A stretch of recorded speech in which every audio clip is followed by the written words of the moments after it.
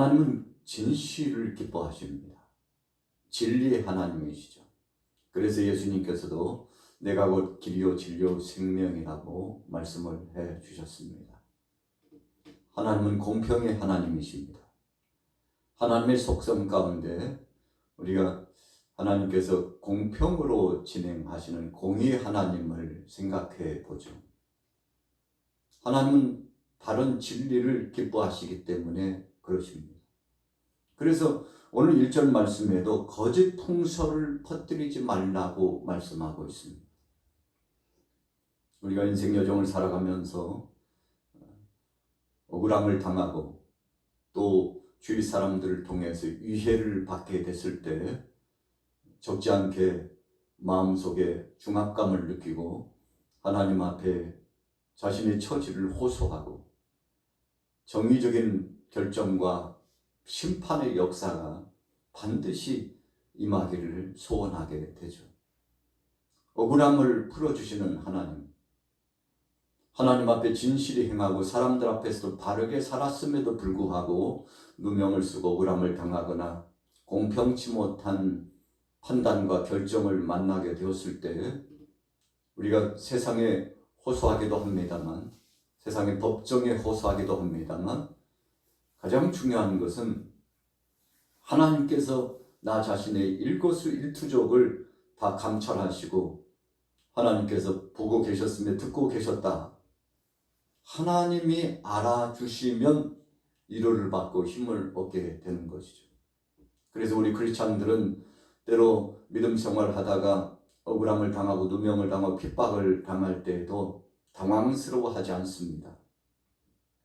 그 이유는 하나님께서 친히 감찰하시고 눈동자와 같이 살피고 계시기 때문에 세상적으로는 억울함과 누명을 당하고 고통당했다 할지라도 하나님께서 위로해 주시고 하나님께서 내 편이시라면 그것에 자족함을 갖고 감사하며 끝까지 인내하고 자신의 본분과 믿음을 지키게 되는 것이죠. 자, 그래서 1절 말씀에 거짓된 통설을 퍼뜨리지 말며 악인과 연합하여 위증하는 증인이 되지 말라. 여러분, 어그러진 재판은 하나님께서 기뻐하시지 않습니다. 그래서 사람 간의 관계 속에서도 우리가 위증의 역사를 진행하고 상대에게 위해를 가하는 것은 하나님께서 기뻐하지 않는 것이므로 선한 마음을 가지고 거룩한 선한 영향력을 끼치는 그런 사람이 되고자 소원을 품어야 되는 거죠. 자, 2절 보세요. 다수를 따라 악을 행하지 말며 송사의 다수를 따라 부당한 증언을 하지 말며 가난한 자의 송사라고 해서 편벽되이 두둔하지 말지니라. 여러분, 두 번째 주시는 말씀은 다수를 따라 악을 행하지 말라고 했습니다. 우리가 세상에서 믿음대로 바르게 살려고 하면 우리 주변에 있는 많은 사람들이 때로는 우리 자신들을 향하여 공격할 때가 많습니다. 빛의 역사이기 때문에 어둠이 싫어합니다. 어둠의 자식들은 싫어하게 되어 있습니다. 빛의 자녀가 행하는 것을 시샘하고 그리고는 업신여기고 끊임없는 적대적인 공격의 역사가 나타날 수 있다는 것입니다. 자, 그럼에도 불구하고 다수를 따라 악을 행하지 말라고 했습니다. 굴하지 말라는 것이죠. 하나님 뜻대로 사는 것이 옳다고 생각했으면 어떤 불이익이나 핍박이 다가와도 끝까지 진리의 사실 앞에 서서 믿음대로 살아가라는 말씀입니다. 이유가 무엇인가요? 모든 것을 통괄하시고 심판하시는 분이 하나님이시기 때문에 하나님 앞에 맡기고 나가라는 말씀이죠. 그래서 가난하고 헐벗고 고통당하는 사람들 앞에서 압제를 당하고 억울함을 당한 사람, 우리 믿음의 사람들은 그런 사람들에 대해서 우리 마음속에서 죄하고 저들을 선대하지 못하거나 악대하는 일이 없도록 그렇게 하라는 말씀이죠. 그래서 가난한 자의 송사라고 해서 편벽되이 두둔하지 말지니라 그랬습니다. 우리가 진리가 아님에도 불구하고 사람 간의 관계 때문에 어쩔 수 없이 눈 감아주거나 그래서 하나님이 기뻐하시지 않을 일로 나가서 결정하거나 편을 들어서는 안 된다는 것입니다. 하나님께서 다 감찰해 보시고 마침내 반드시 심판하시는 역사가 있으므로 가난하든지 혹은 부유하든지 힘이 있든지 없든지 간에 바른 판결과 결정을 가지고서 나가야 된다는 것이죠. 때로는 뇌물을 바꿔서 편을 들고 편벽대에 서는 경우가 많이 있는데 하나님께서 가장 싫어하시는 것 중에 하나가 부정한 방법을 가지고 부정한 삶을 사는 것이라는 것을 우리가 잊어서는 안 되겠죠. 자, 4절로 넘어가 봅니다. 4절 5절 같이 읽습니다. 시작. 내가 만일 내 원수의 길 잃은 소나 나귀를 보거든 반드시 그 사람에게로 돌릴지며 내가 만일 너를 미워하는 자의 나귀가 짐을 싣고 엎드러짐을 보거든 그것을 버려두지 말고 그것을 도와 그 짐을 불지니라. 하나님의 말씀의 법은 세상의 상식을 넘어선 것입니다. 우리가 세상 사람들도 상식 범위에서는 살아갑니다. 도리적으로 산다는 거죠. 윤리나 관습적으로 온전하게 살고자 소원을 품고 그렇게 행한다는 것이죠. 그래서 일반적으로 우리가 이 땅에서 살아가면서 참 잘하셨네, 그렇게 해야지 라고 인정해주는 편은 우리가 상식적인 범위 내에서 상황적인 범위 내에서 인정해주고 갔다고 말할 수 있죠.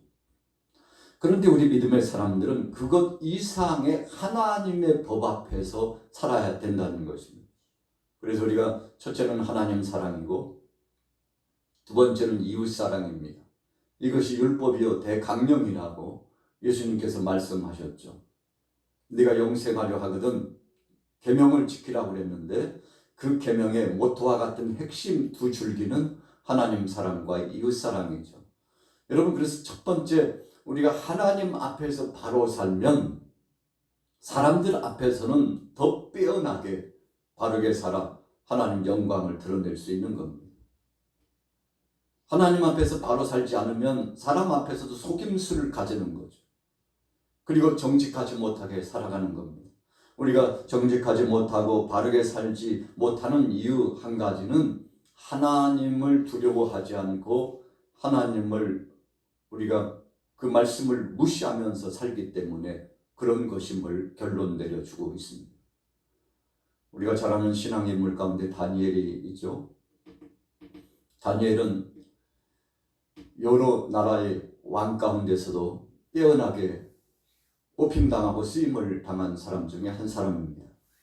그런데 이렇게 다니엘이 위대한 역사를 이루고 쓰임을 받을 수 있었던 이유 한 가지는 하나님 앞에서 바로 살았기 때문에 그렇습니다.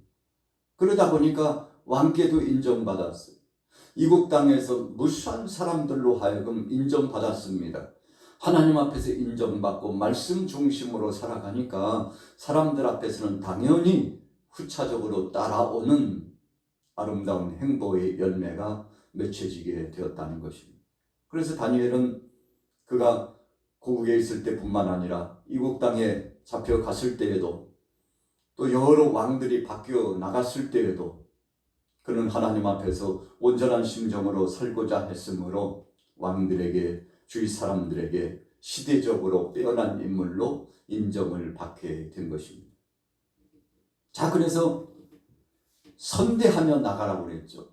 상식 범위 이상의 것을 가지고 살아나가라고 그랬는데 내 원수의 길 잃은 소나 나귀를 보거든 반드시 그 사람에게로 돌릴지며.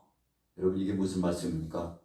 원수를 사랑하라, 이웃을 사랑하라는 말씀인데 내게 악대를 행했다 할지라도 우리는 선을 가지고서 악을 이기라는 말씀이죠. 당신이 내게 이만큼 했으니까 나도 그 이상 2배, 3배로 갚아주겠다고 이렇게 맘먹고 살아가는 것은 하나님의 백성, 하나님의 사람이 아니라는 것입니다.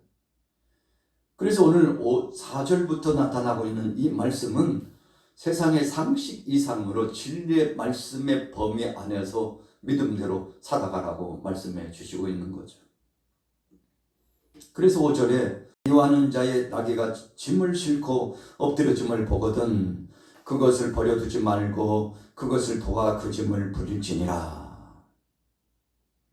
여러분 얼마나 상처가 깊고 마음이 아팠겠습니까?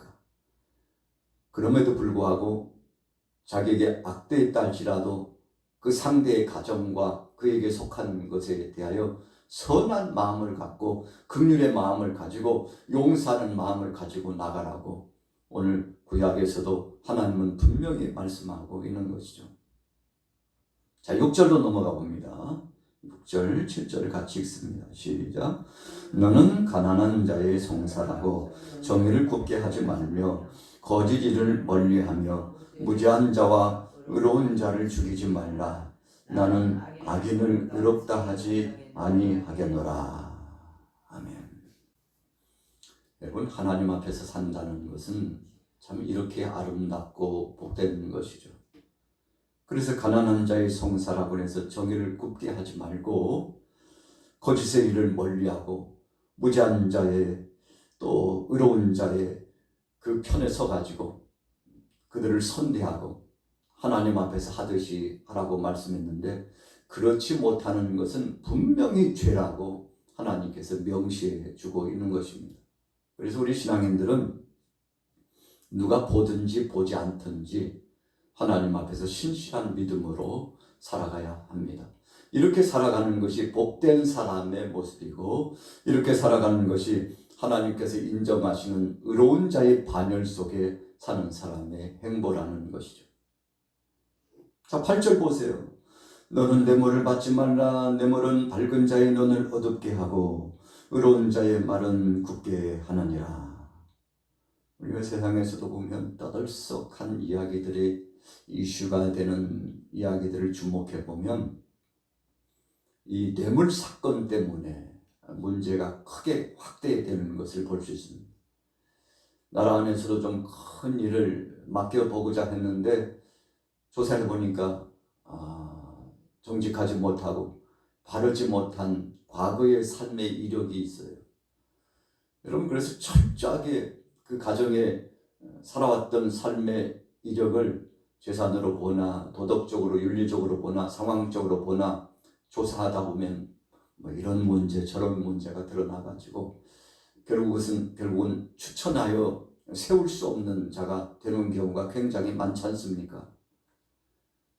오늘 본문의 말씀도 마찬가지입니다. 뇌물을 받은 그 순간에 눈이 흐려지고 마음이 둔감해져 가지고 하나님 앞에서 온전한 삶의 행보를 살 수 없기 때문에 물질적인 뇌물이나 인간적인 이 편의 모습을 가지고서 어그러진 길로 살아가거나 그런 좋지 못한 영향력을 받아서는 안 된다고 말씀하고 계십니다. 자, 9절에 보세요. 너는 이방 나그네를 압제하지 말라. 너희가 애굽 땅에서 나그네 되었은즉 나그네의 사정을 아느니라. 여러분 아브라함이 부지 중에 천사를 대접했습니다. 아브라함은 이웃 섬기는 것이 습관이 되어 있었습니다. 그래서 아브라함의 삶을 보면 첫째는 하나님 앞에서 온전한 삶을 살았고 두 번째는 이웃 간에도 아주 친숙하고 사랑을 가지고서 배려하면서 선대하며 그가 살아갔던 것을 볼 수 있는데 부지중에 천사를 대접했는데 그 가정에 하나님께서 아주 중대한 메시지를 주시죠. 내년 이맘때 당신의 아내에게 아이가 있을 것이라. 당신의 집에 하나님께서 생명의 씨를 선물로 주실 것이라고. 여러분 이런 약속과 보증과 은혜를 받은 것이 부지중에 천사를 대접하고 그래서 사람을 대할 때 하나님 앞에서 하듯이 선대하면서 나갔더니 아브라함이 복을 받은 거 아니겠습니까? 물론 하나님의 약속하심이 있으셨죠. 그런데 아브라함은 하나님 앞에 약속을 받은 초입 단계부터 그리고 10년이 지나고 20년이 지나고 25년이 될 때까지 인내하면서 하나님께서 주시는 그때까지 그가 기다릴 줄 알았던 신실한 믿음의 사람이었음을 우리가 기억합니다. 여러분, 그래서 그는 하나님 앞에서나 사람들 앞에서 바르게 살아갔는데 이것이 하나님께서 인정한 믿음의 표가 되었던 것이죠. 자, 이제 마무리 짓습니다. 10절과 13절까지 보면 안식을 기억하여 거룩하게 지키라고 그랬는데, 여러분, 안식일의 이 법칙 가운데 보면 아주 중요한 의미 한 가지가 있습니다. 자, 13절 같이 읽어봅니다. 시작. 내가 네게 이런 모든 일을 삼가 지키고 다른 신들의 이름은 부르지도 말며 내 입에서 들게도 하지 말지니라. 우리가 안식일을 거룩하게 지키고 오늘날에는 주일을 성수하면서 믿음을 지켜나가는 그 이유가 무엇입니까? 하나님 앞에서 온전한 삶을 살고 내 삶의 일거수일투족이 하나님께로부터 왔다는 사실을 고백하면서 사는 것입니다. 그래서 우리가 주일 하루 이날을 성수하고 예배자로서 하나님 앞에 영광 돌리면서 나가는 이 믿음이 인간적으로 볼 때는 뭐 대단한 것이냐 생각할 때가 있는데, 여러분, 그렇지 않습니다. 아주 중요합니다. 이 주의 날 하루를 주님 앞에 성결된 심정으로 올려드리는 것은 첫째로 하나님의 주권을 인정해 드리는 것이고, 그분이 내 삶의 생사화복을 주관하시고 하나님 없이는 살 수 없다는 것을 신앙으로 믿음으로 고백하는 시간입니다.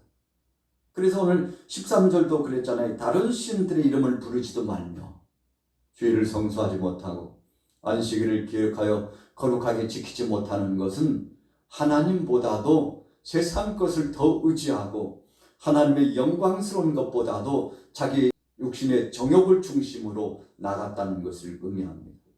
여러분, 그래서 13절에 다른 신들의 이름은 부르지도 말며, 세속 중심, 물질 중심으로 나갔다면 만몬신을 숭배하는 거죠. 하나님 외에 다른 것을 더 사랑하는 것이었으므로 그것 자체가 죄가 된다는 사실을 오늘 명시해 주고 있는 것이죠. 오늘 우리는 23장 1절부터 13절까지 말씀을 통해서 공평의 하나님에 대해서 상고해 봤습니다. 오늘 하루도 여러분들의 삶 가운데서 하나님 앞에, 두 번째는 사람들 앞에서 온전하고 바른 삶을 살아서 공평하신 그 하나님 앞에서 신실하신 은혜를 받고 믿음으로 승리하셔서 오늘 이 새벽에도 기도할 때 응답받는 여러분들 되시기를 예수님의 이름으로 축원합니다.